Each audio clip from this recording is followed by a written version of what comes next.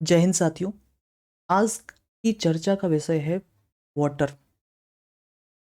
Water को हम लोग इक्वेट करते हैं अपने जीवन के साथ, और अक्सर जब पानी का जिक्र आता है तो हम कहते हैं कि जल ही जीवन है, जल है तो कल है। और अगर आपको एक सिचुएशन ऐसी दी जाए जिसमें कोई ऐसे कारण हैं जिस कारण से आपको पानी भी जो है वो बांट कर दिए जा रहे हैं, आपको लिमिटेड मात्रा में पानी दिए जा रहे हैं, तो वुड यू इमेजिन कि आपके साथ क्या होगा? ठीक है, क्योंकि there are lots of stuff जो आप पानी के साथ करते हैं एक्सेप्ट ड्रिंकिंग।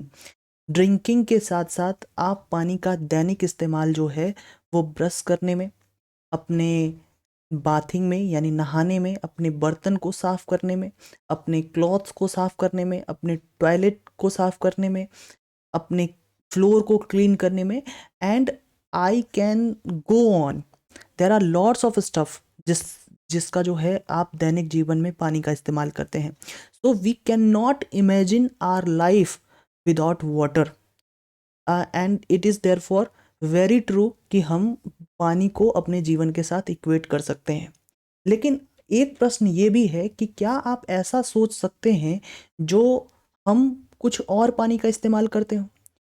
देखो साथियों, हम लोग क्या करते हैं कि हम बहुत सारे फूड आइटम को खाते हैं, जैसे गेहूँ, चावल, दाल, and there are lots of things that we ईट।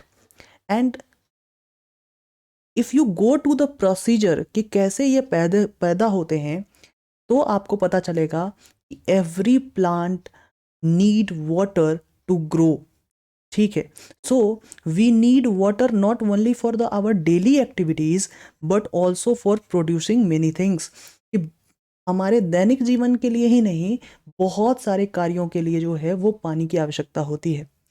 ठीक है, और इसलिए पहेली भी आपको बता रही है कि पहेली का ये कहना है कि सर ये भी जान लो कि आप जिस बुक से हमें पढ़ा रहे हो उसके एक पेज को प्रोड्यूस करने में लगभग 2 ग्लासेस ऑफ वाटर पानी का इस्तेमाल हुआ है। ठीक है, इसके बाद हम अगले टॉपिक पे जाते हैं। अगला टॉपिक ये कह रहा है कि पानी आता कहाँ है, from where we got the water, what are the source of water. तो सोर्स ऑफ वाटर जो है साथियों, आप किसी भी सोर्स से पानी इस्तेमाल करते हो, लेकिन कॉमन सोर्स यही हो सकता है। ये आपके पॉन्ड्स हो सकते हैं, लेक्स हो सकते हैं, रिवर हो सकते हैं, वेल्स हो सकते हैं। सबके अंततः हम सबके जल के जो स्रोत हैं एक ही हैं, इन्हीं में से किसी जगह से आप पानी ले रहे हैं। इसका कारण सीधा सीधा समझ लो कि हमारे पृथ्वी में लगभग 2/3 जो है, 2/3 भाग पानी है, लगभग 71% पानी है। ठीक है, इतने एब्यूडेंट मात्रा में पानी है, लेकिन जो पानी है, मतलब 100 लीटर अगर पानी हम मानते हैं तो उसमें 97 लीटर पानी जो है वो ओशियन का पानी है। और ओशियन के पानी जो हैं, जो ओशियन और सीज में पानी है, वो पानी जो है अपने आप में सॉल्ट डिजॉल्व करके रखी है। और यही कारण है कि ये पानी खारा होती हैं, और आप इसका इस्तेमाल जो है ना तो पीने में कर सकते हैं, ना इसका डोमेस्टिक यूज़ में कर सकते हैं, ना ही एग्रीकल्चर में कर सकते हैं, और ना ही इंडस्ट्रियल नीड्स के लिए कर सकते हैं। अगर आपको इन सारे किसी चीज़ों में करना है तो you need a very very advance technology, जिसके थ्रू जो है आप ऐसे काम को करेंगे। ठीक है, और अगर आप देखेंगे, आपको ये you need to remember this thing कि ओशियन में 97.5% पानी है, और लगभग 0.25% जो पानी है, मतलब 1.725% जो पानी है वो ग्लेशियर में है। और जिस पानी का आप इस्तेमाल करते हैं यानी ग्राउंड वाटर, वो लगभग 0.075% है, और जो रिवर में पानी जा रही है वो 0.025% है। ठीक है, और मोस्टली हम लोग इसी पानी का इस्तेमाल करते हैं। ठीक है, and these are the sources of fresh water also. Glacier को भी आप इस्तेमाल कर सकते हैं। तो ये जो है लगभग 3% जो पानी है, या 2.5% जो पानी है, वो फ्रेश वाटर का सोर्स है, जिसका आप इस्तेमाल दैनिक जीवन जीवन में कर सकते हैं। So there are less sources of fresh water जिसका इस्तेमाल आप कर सकते हैं। और यही कारण है कि एक दक्षिण की तरफ एक पोएट हुए, और उन्होंने अपने poem rhyme of ancient mariner में लिखा ठीक है, इस पोएट का नाम है एस.टी. कॉलरिज, जो 1798 में एक पोएम लिखते हैं और उन्होंने उस पोएम में लिखा है कि जहाँ तक मैं देखता हूँ समुद्र में पानी ही पानी है, लेकिन आप उसके एक ड्रॉप को भी नहीं पी सकते। मतलब ये कि ज्ञान ही ज्ञान है बहुत जगह। इस पे तो आप ऐसे पूरा लिख सकते हो, ठीक है। और ये इस तरीके से ऐसे आ सकता है कि water and water everywhere, nor any drop to drink, this could be the UPSC ऐसे, ठीक है। और इसको लेकर जो है आपको अलग अलग स्टफ में दिखाना पड़ेगा कि हर चीज़ें जो है वो हैं दुनिया में, लेकिन आप उसको पी नहीं सकते। मतलब कि अगर कोई समुद्र में कोई आदमी फंस गया है, उसके चारों तरफ पानी है, यानी कि पानी की मात्रा बहुत है, लेकिन वो पानी पी नहीं सकता, प्यास की वजह से मर जाएगा, ठीक है। और यही बातें जो है वो एस.टी. कॉलरिज साहब ने कही है। लेकिन ये जो समुद्र का पानी है वो आपको मदद करता है फ्रेश वाटर के सोर्सेस में, ठीक है। अब आपको ये इस बात से बड़ा आश्चर्य होगा आपकी, how do ocean play an important role in supplying the water that we use, ठीक है। और इसमें भी आपको हैरानी होगी कि जो पानी हम पीते हैं उसमें तो कोई सॉल्ट नहीं होता, और ओशियन अगर हमें पानी के सोर्सेस को लाने में सपोर्ट कर रहा है तो उसमें तो सॉल्ट होना चाहिए, ठीक है। तो और ये भी बात आप सोचेंगे कि हम लोग समुद्र से बहुत दूर दूर पे रह रहे हैं, कैसे ओशियन जो है हमारे यहाँ के पानी के सप्लाई में मदद करेगा, ठीक है। How does the ocean water reach the ponds, lakes, river, wells, जहाँ भी हम रह रहे हैं ओशियन का पानी यहाँ तक कैसे पहुँचेगा, ठीक है। और ओशियन का पानी यहाँ तक पहुँचेगा भी तो सलाइन क्यों नहीं होगा, खारा क्यों नहीं होगा, वो फ्रेश वाटर का सोर्सेस क्यों होगा?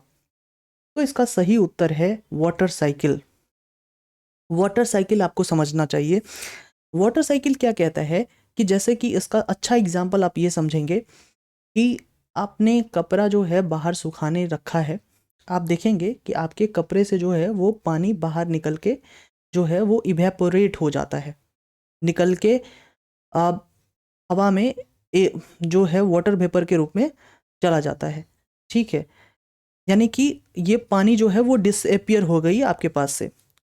अगर आपको कुछ एग्जाम्पल याद हों जो हमने चैप्टर 5 में पढ़ा होगा, उसमें हमने क्या किया था, एक पानी और उस पानी में सॉल्ट को घोला था और उस पानी को हीट किया था, और अंत में हमने पता किया कि सॉल्ट जो है वो उस कंटेनर में रह गया, उस गिलास में रह गया, और पानी जो है वो बाहर निकल गई।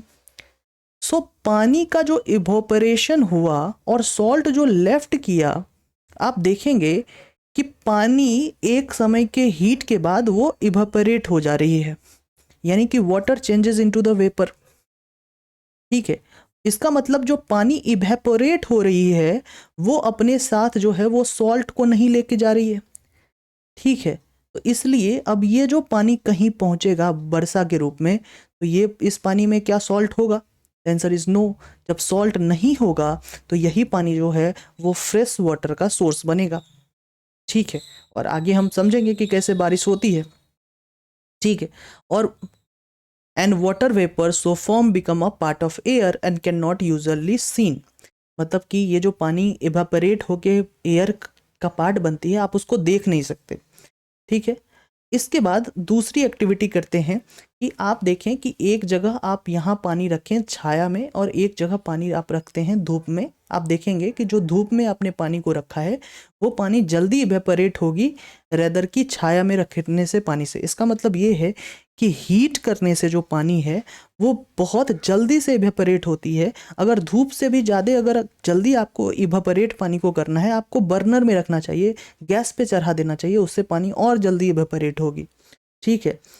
क्या आप पानी के इवेपोरेशन का तरीका और भी अलग अलग है, पानी का वाटर वेपर में बदलने का तरीका और भी अलग है, तो आप प्लांट को देख सकते हैं। प्लांट जो है पानी को एयर में भेजती है वाटर वेपर में ट्रांसपीरेशन की मदद से। कैसे? क्योंकि आपको पता है कि प्लांट को पानी चाहिए।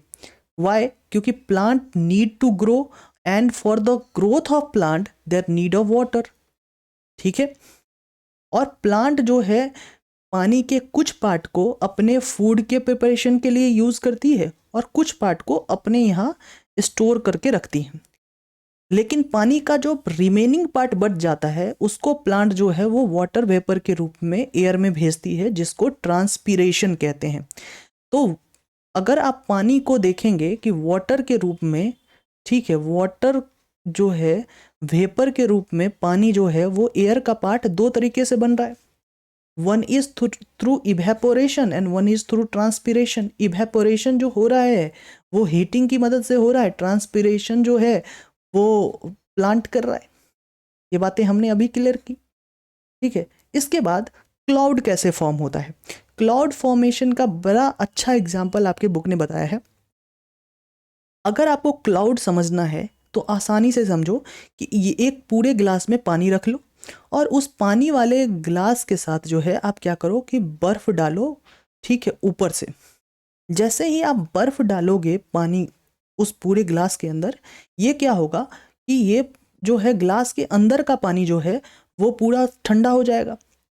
लेकिन आप देखोगे क्या कि गिलास के बाहर जो है वो छोटे छोटे ड्रॉपलेट जो है वो बन जाएंगे। अब आपको इस बात को लेकर आश्चर्य होगा कि आपने बाहर में तो पानी डाली नहीं, ठीक है, तो ग्लास के बाहर इतने सारे ड्रॉपलेट कैसे बन गए। ठीक है, मतलब पानी तो ग्लास के अंदर है, लेकिन ग्लास के बाहर ड्रॉपलेट बनने का कारण क्या है। इसका सीधा कारण है, आपको पता है कि एयर में जो है वाटर वेपर होते हैं और पानी क्या करती है, उस वाटर वेपर को जो है वो कंडेंस कर देती है। बर्फ जो है उस वाटर वेपर को कंडेंस कर देती है। मतलब ये है कि अगर आप ये जानना चाहते हैं कि from where do the water drops appear outside the glass, तो आपका जो कोल्ड सरफेस है ग्लास का उसमें आइस वाटर है और वो जो है वो अपने आसपास के एयर को कूल करता है और वाटर वेपर जो है कूल होके कंडेंस होके ग्लास के सरफेस पे दिखती है और यही जो है ड्रॉपलेट जो है धीरे धीरे एक दूसरे से जुड़ता है और ये बड़ा होता जाता है। सेम बातें जो हैं वो बादल के साथ भी होती हैं। जब आप ऊपर जाते जाएंगे आपको जो है गर्मी कम होते जाएगी, कूल होती जाएगी, ठीक है। हवाएं भी जब ऊपर उठती हैं वो यानी वाटर वेपर भी जो ऊपर जाती हैं वो धीरे धीरे कूल होती जाती हैं और जब कूल होगा, जैसे कि हमने ग्लास के कंडीशन में देखा था, ये ड्रॉपलेट में चेंज होंगी, ठीक है, यानी टाइनी ड्रॉप ऑफ वाटर को ड्रॉपलेट कहते हैं और ये सारे ड्रॉपलेट एक दूसरे से मिलेंगे, ठीक है। और जब ये फ्लोट करने लगेंगे इनका भार इतना होगा कि ये जो है आपको बादल के रूप में संभल नहीं पाएंगे, ये एकदम से जमीन पे गिरेंगे। तो बड़े बड़े ड्रॉपलेट्स जो फ्लोट करते हैं ना स्काई में, उसको हम क्या कहते हैं, क्लाउड्स कहते हैं। This tiny droplets remain floating in air appear to us as a cloud. और यही क्लाउड जब जो है वो नीचे आपके पृथ्वी तक जो है वो पानी के रूप में गिरता है, इसको रेन कहते हैं, ठीक है। यानी many droplet of water come together to form large drop of water. और जैसे जैसे छोटे छोटे ड्रॉप एक दूसरे से मिलकर, क्योंकि पानी एक में वाटर टेंशन होता है, ठीक है, और वो जो टेंशन है सरफेस टेंशन जो है उसकी मदद से, यानी पानी अपना आकार छोटा करना चाहती है, तो हर ड्रॉपलेट एक दूसरे से मिलेगा और बड़ा ड्रॉपलेट बनाएगा। और जैसे ही बड़ा ड्रॉपलेट बनने की जो है वो गति बढ़ेगी तो धीरे धीरे उसका वजन बढ़ेगा और वजन जब बढ़ेगा तो वो जो है वो आप देखेंगे कि रेन के रूप में बाहर गिरेगी। कभी कभार ऐसा कंडीशन होता है हेल या स्नो के रूप में भी जो नीचे गिरती हैं, ठीक है। अब क्या है कि ऑलमोस्ट आप देखेंगे कि जितने सारे लैंड फॉर्म्स हैं वो समुद्र से ऊपर होती हैं, एबव होती हैं। जब कोई बहुत सारे लैंडफॉर्म समुद्र से एबव होगी तो इस पे पानी वर्षा जब होगी तो वो धीरे धीरे क्या होगी कि सारे के सारे जो सूनर और लेटर ये सारे के सारे जो पानी हैं वो ओशियन तक पहुंचेंगे। हालांकि इसके पहुंचने के बहुत अलग अलग मेथड हो सकते हैं, जैसे कि माउंटेन्स मेल्ट होती हैं, ठीक है, माउंटेन के अंदर जो ग्लेशियर होता है ग्लेशियर मेल्ट होगी और वो स्ट्रीम के रूप में फ्लो होगी, ठीक है। और फिर बहुत सारे जो है वो वाटर के साथ एक रिवर के रूप में जो है वो बनते बहुत बड़ी डिस्टेंस कवर करके वो सी या ओशियन से जाके मिलेगी। ठीक है, this is how the whole thing goes on. ठीक है, और आप यहाँ देख रहे हो कि यहाँ जैसे ही माउंटेन से मेल्ट होके ये स्ट्रीम के रूप में जो है वो फिर से ओशियन में जाके मिलेगी। ठीक है, और इसी में जो है इसके फ्लो को और बढ़ा देता है अगर बारिश हो जाए। ठीक है, बारिश भी इसमें पानी ऐड करेगा। लेकिन ये जो बारिश है वो बड़ा मदद करता है आपके ग्राउंड वाटर रिचार्ज में। मतलब कि जो आपका वाटर टेबल है ना, जो आप जिस जहाँ से आपको पानी आ रही है, जहाँ से आप हैंड पंप या ट्यूबवेल का इस्तेमाल आप कर रहे हैं, उस आप देखते हैं कि ज़मीन के अंदर से आपके यहाँ पानी आ रही है ट्यूबवेल से, आप मोटर लगा के पानी ज़मीन के अंदर से ला रहे हो। इन सारे पानी का सोर्सेस जो है वो रेन वाटर है। रेन वाटर अगर अच्छी तरीके से आपने रिचार्ज कर लिया, यानी उसको पानी के अंदर तक जाने दिया, तो वहाँ से पानी के अच्छे सोर्सेस आपको मिलेंगे।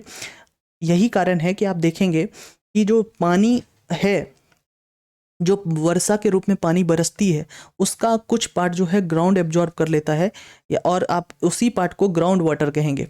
ठीक है, यानी सम ऑफ द पार्ट ऑफ जो पानी है वो ग्राउंड जिसको एब्जॉर्ब कर लेता है उसको ग्राउंड वाटर कहते हैं। ठीक है, सो ग्राउंड वाटर जो है वो सिर्फ और सिर्फ आपके पीने यानी आपके ट्यूबवेल का ही सोर्स नहीं है, बहुत सारे कुओं का सोर्स है, बहुत सारे लेक्स के पानी का सोर्स है। अगर ग्राउंड वाटर में कमी हो जाती है तो आप बहुत सारे लेक्स के जो वाटर टेबल है उसको भी घटते हुए आप देखेंगे।